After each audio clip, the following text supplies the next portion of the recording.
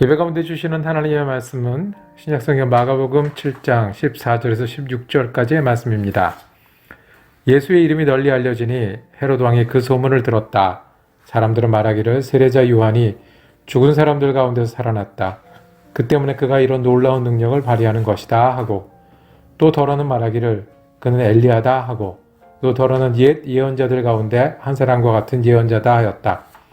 그런데 헤롯이 이런 소문을 듣고서 말하기를 내가 목을 벤 그 요한이 살아났구나 하였다. 아멘. 우리가 사순절 기간을 지내고 있고 셋째 주간입니다. 우리가 하던 거를 좀 줄여서라도 예수님께 집중하려는 기간으로 삼고 있습니다. 아니, 반대로 다른 때보다 더 많이 신앙적인 경건의 모양들을 따라서 잡으면서 예수님과 가까워지는 계절입니다. 경험적으로 압니다. 사순절만큼 우리가 이 일을 열심히 하기 힘들다는 거예요. 그러면 그 예수님께 가까이 가는 것은 어떤 것일까요? 예수님을 따라 산다는 건 어떤 것일까요? 작년에도 했고 재작년에도 했고 나는 예수 믿고 살아왔는데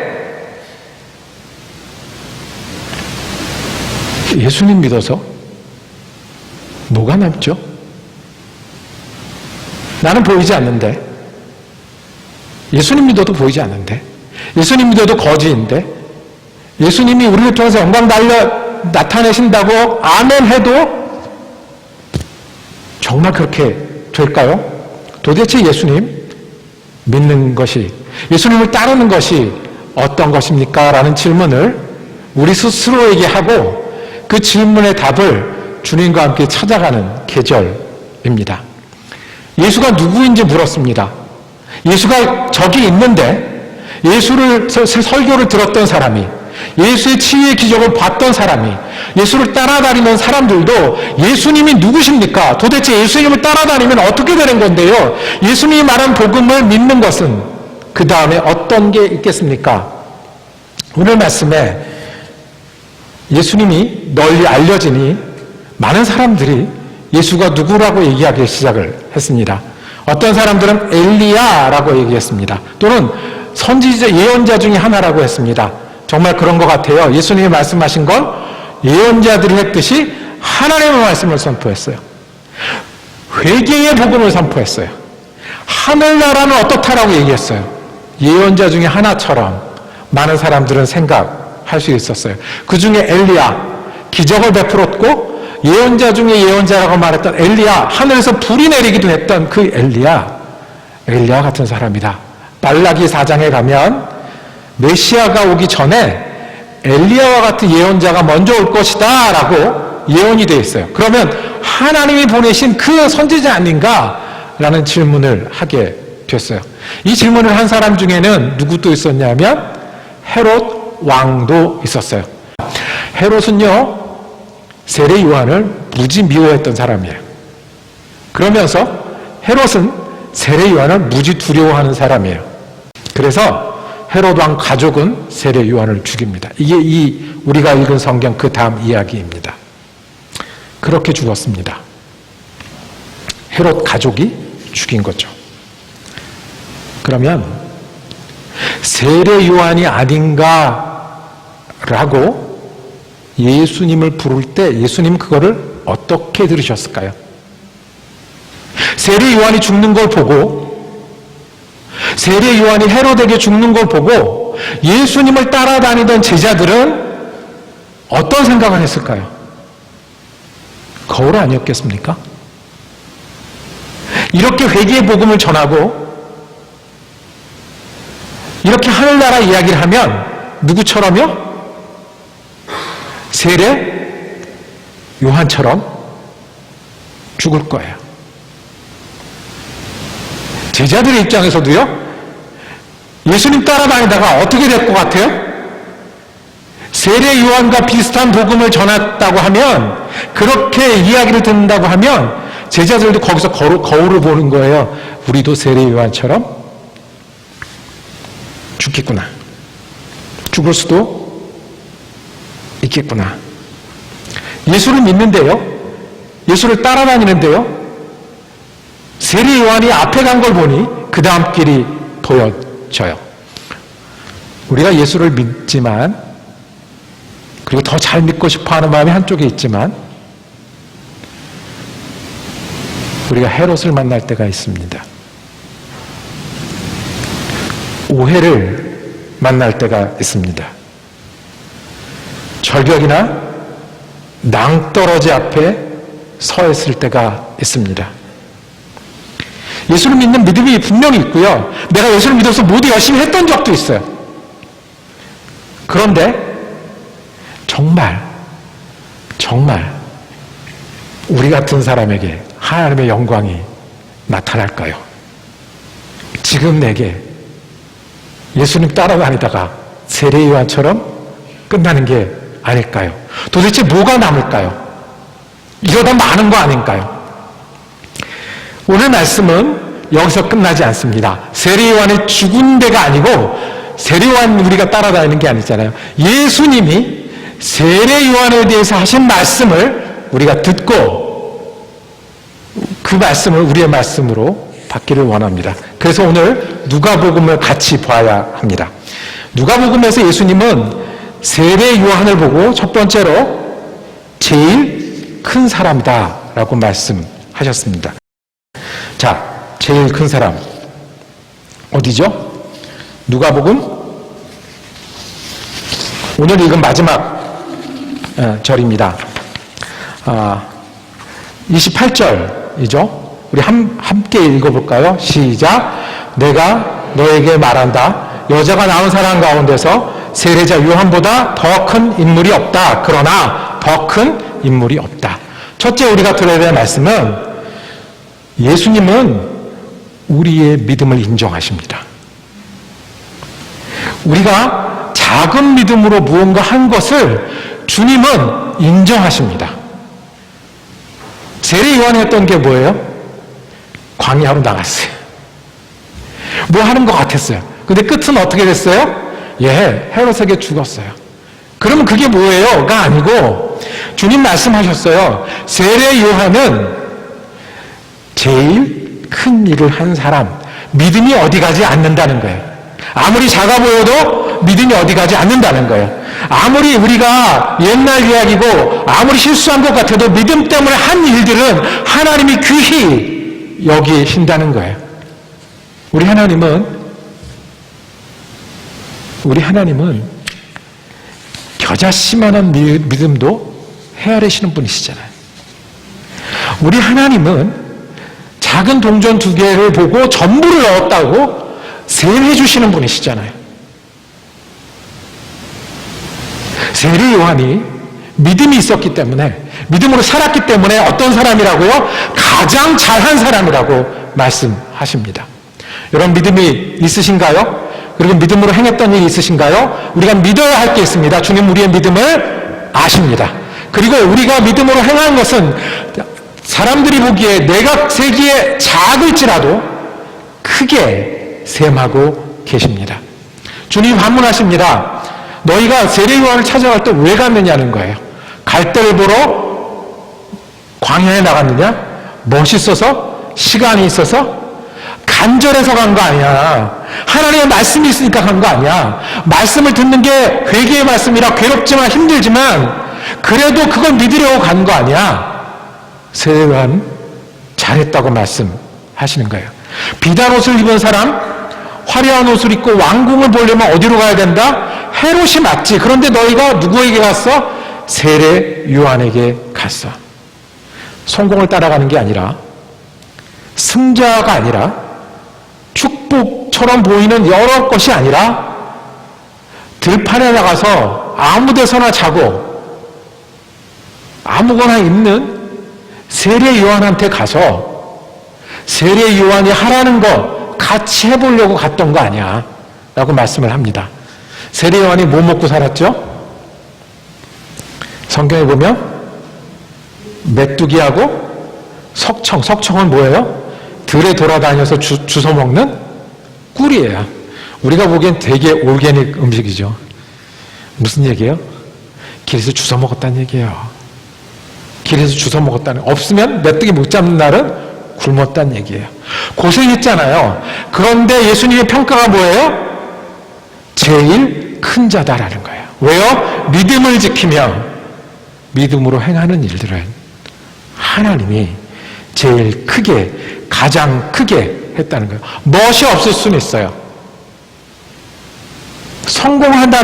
성공했다라는 그런 얘기는 못 들을 수 있어요. 근데 누가 인정해 주세요? 예수님이 믿음이 거기 있었구나. 네가 그때 믿음으로 행했구나. 라고 인정해 주신다는 말씀을 우리가 듣기를 원합니다.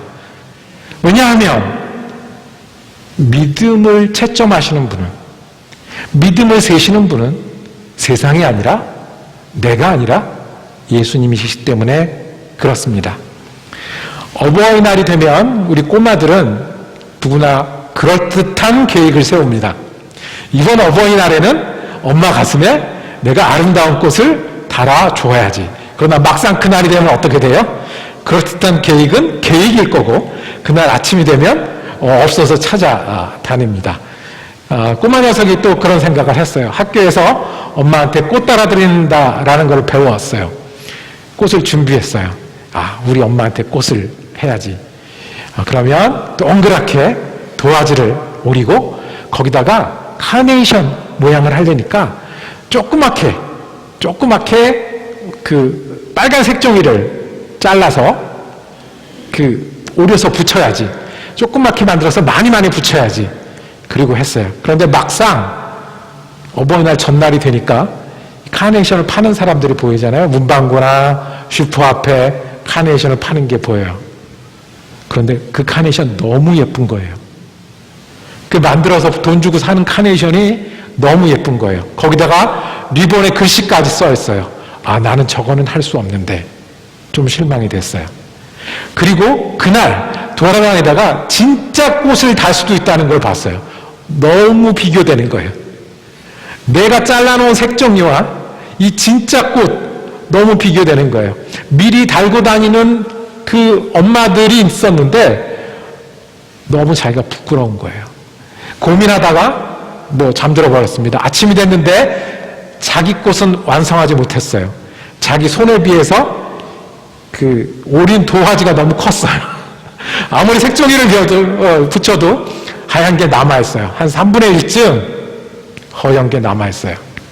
그런데 부끄럽고 어쩔 줄 모르고 이거 엄마한테 줘야 되나 말아야 되나 생각할 때 그걸 달고 나갈 사람은 누구예요? 엄마예요.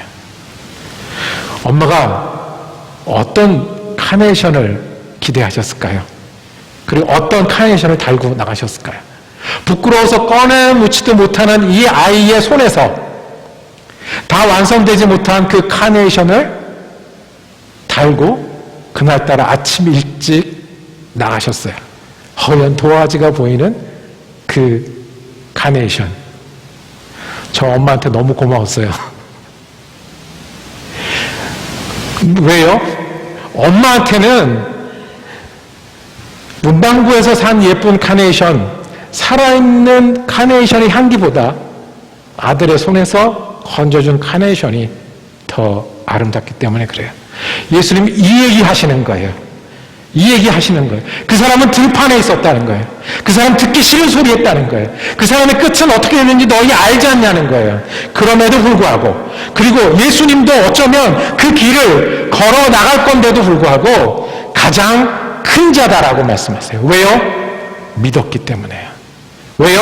믿음 때문에 들에 나왔기 때문에요. 믿음 때문에 메뚜기 잡아먹었기 때문에요. 믿음 때문에 갇혔기 때문에요. 포기하지 않고 믿음을 지키며 살았기 때문에요. 그 당시 사람들은 세례 요한의 실패자라고 말했을 거예요. 옳은 소리 몇 번 하다가 잡혀 죽었잖아요. 그것도 잔치자리에 제물이 됐잖아요. 오락거리가 됐잖아요. 그런데 주님이 가장 크다고요. 왜요? 주님은 우리의 믿음을 헤아리시는 분이세요. 겨자씨만큼 작아도. 주님은 우리가 믿음 때문에 한 일을 셈하시는 분이세요. 크다고 말씀해 주시는 분이세요. 작은 동전 2개라도.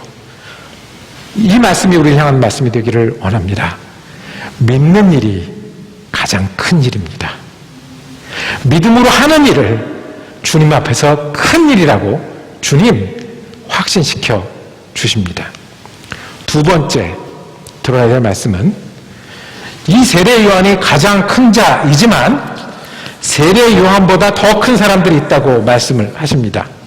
오늘 방금 읽은 말씀 26절 뒤편에 28절 뒤편에 있습니다. 뭐라고요? 그러나 하나님 나라에서는 가장 작은 자라도 요한보다 더 크다. 하나님 나라의 사람들이 누구예요? 예수님이 믿는 사람들이잖아요. 그러니까 믿는 사람들은 누구보다도 더 큰 사람이 되어야 한다? 될 수 있다? 그런 사람이다? 세례 요한보다. 세례 요한이 가장 큰데 하나님 나라 사람은 그거보다 더 크다는 거예요. 세례 요한보다도 훨씬 더 크다는 거예요. 여기서 뭐라고 그랬어요? 하나님 나라에서 가장 작은 자라도. 그러니까 하나님 나라에서 제일 못한 사람, 제일 뒷줄에 서는 사람.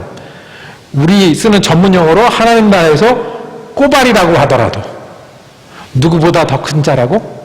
세례 요한보다. 여기서 하나님 나라는 어떤 나라예요?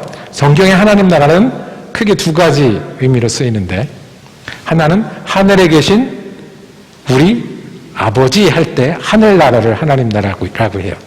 또 예수님이 설교하실 때 하나님 나라는 어떨 때 쓰셨어요? 하나님 나라는 어디에 있다? 너희 가운데 있다. 이 땅에서 예수를 믿으면서 시작하는 나라. 하늘나라는 예수 믿으면서 약속받는 나라. 이 땅에서는 예수를 믿으면서 복음으로 사는 사람들의 나라, 복음이 펼쳐지는 나라, 복음으로 바뀌어가는 나라, 이 하나님 나라예요. 그러면 여기 말씀하신 하나님 나라의 가장 작은 자 할 때 하나님 나라는 어떤 나라예요? 둘 다를 의미하는 것 같아요. 예수를 믿기 때문에 우리가 예수님 때문에 하나님 나라 가잖아요. 어떻게 해요?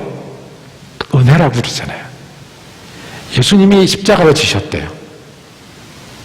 우리를 위해서. 예수님이 대속해서 피 흘리셨대요. 우리에게 은혜가 되시려고. 예수님 믿으면 믿음으로 가는 나라가 하나님 나라래요. 그래서 우리가 하나님 나라 백성이 됐잖아요. 그래서 예수를 따르는 사람은 세례 요한처럼 자기가 열심히 하는 사람 큰 자가 있지만 예수를 따르는 사람은, 예수를 믿는 사람은 세례 요한보다 더 큰 자라고 말씀하세요. 예수를 믿음으로 사는 사람들이 제일 큰 일이라고 말씀하시는 거예요. 이게 우리에게 주신 복음이에요. 여러분, 캘립 키툼이라는 분 아십니까? 캘립 키툼? 잘 모르시죠? 세계에서 띰뛰기 제일 잘하시는 분이에요. 작년에 시카고 마라톤에서 2시간 0 몇 분에 세계 신기록을 세운 분이에요. 띰뛰기를 하면 이 사람이 제일 앞에 뛰어요. 여자는 이름도 뭐예요? 폴라 레드클리프라는 영국 분이세요. 2시간 15분에 그거를 뛰었대요. 그분들이 제일 잘 달리는 분이세요. 한국 사람들은 다리가 짧아서 달리기 잘 못하죠. 그런데 한국 사람들 중에 신기록을 세운 사람은 이봉주라는 분이세요. 2시간 7분 얼마예요. 놀랍죠? 부럽습니다. 놀리긴 하죠. 그냥 뭐 사람들 앞에 빤스만 입고 뛰고 어차피 출발하는데 다시 돌아올 거면서 왜 뛰냐 이렇게 놀리지만 부러운 거죠. 잘 달리는 거예요. 세계에서 띰뛰기로 하면 그 사람 앞에 아무도 없는 거예요. 얼마나 잘 달리는 거예요. 세례 요한이 그런 거예요. 가장 큰 자, 가장 잘하는데 하늘나라 백성은 이 사람보다 훨씬 낫다는 거예요. 어떻게 해요? 비행기 타면 되잖아요. 아무리 잘 달려도 비행기 타는 사람은 못 이기잖아요. 4시간 비행기 가면 태평양 만나고요. 13시간 비행기 타고 가면 서울에도 가요. 아무리 잘 달려도 못 하잖아요. 비행기에 꼴등석에 타도 맨 뒷자리 아니라 입석에 타도 화물칸에 타도 누구보다 잘 달려요? 이 필립 캡툰 이 사람보다 잘 달리는 거예요. 이 말씀 하시는 거예요. 세례 요한이 자기 사명 감당해서 참 큰 자다.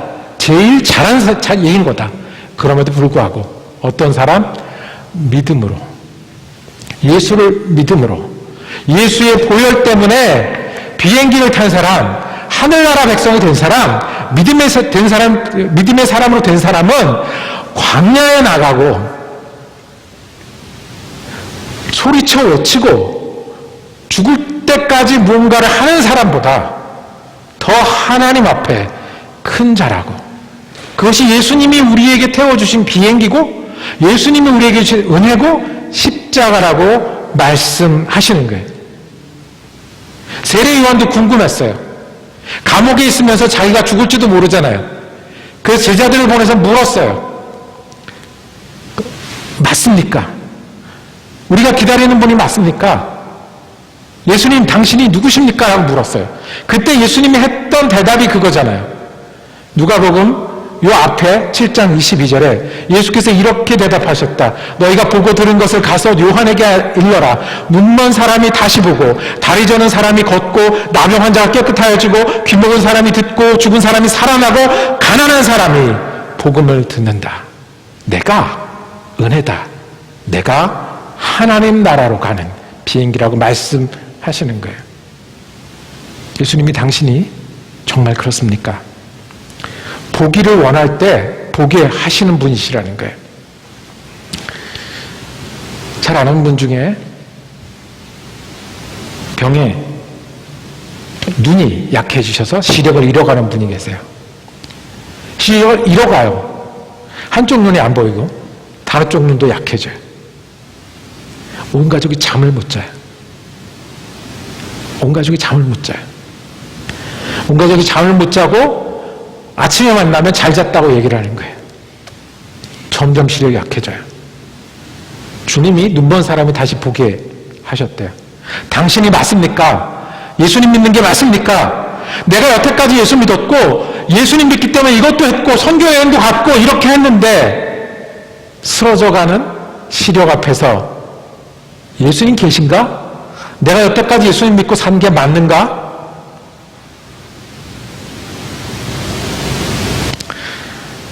약할 때 주님을 의지하게 하시는 새로운 시력을 우리에게 주십니다.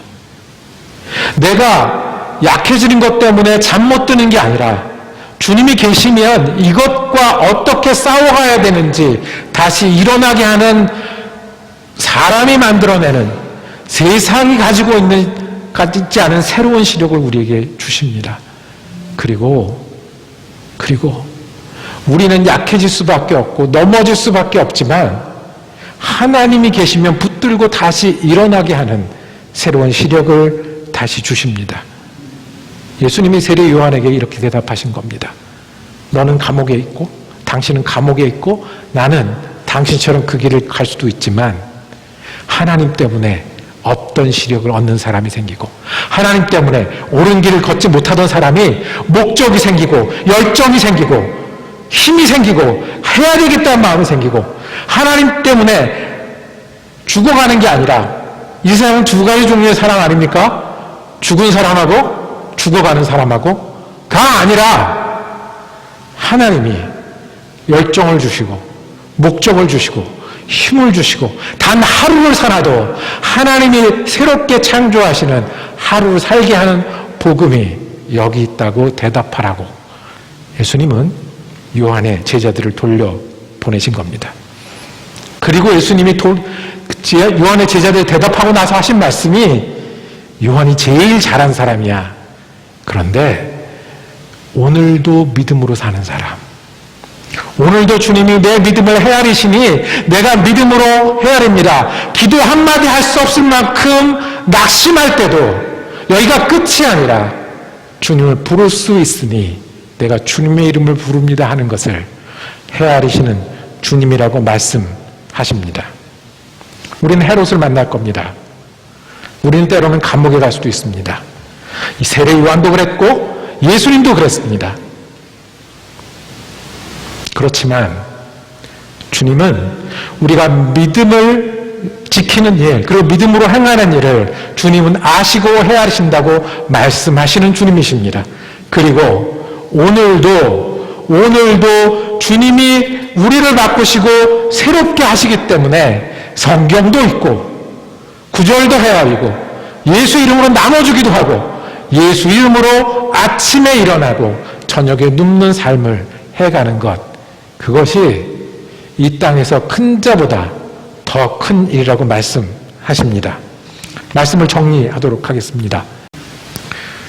헤롯을 만나고요, 예수님 믿다가 우리도 이렇게 되는 거 아닌가? 그럴 때마다 예수님이 누구신지 다시 물으시길 바랍니다. 그리고 대답을 믿으시길 바랍니다.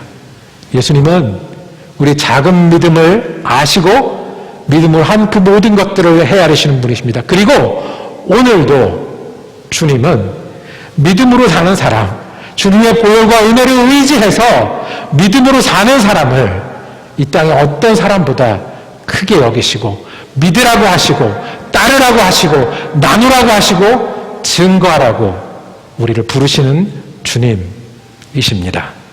기도하겠습니다.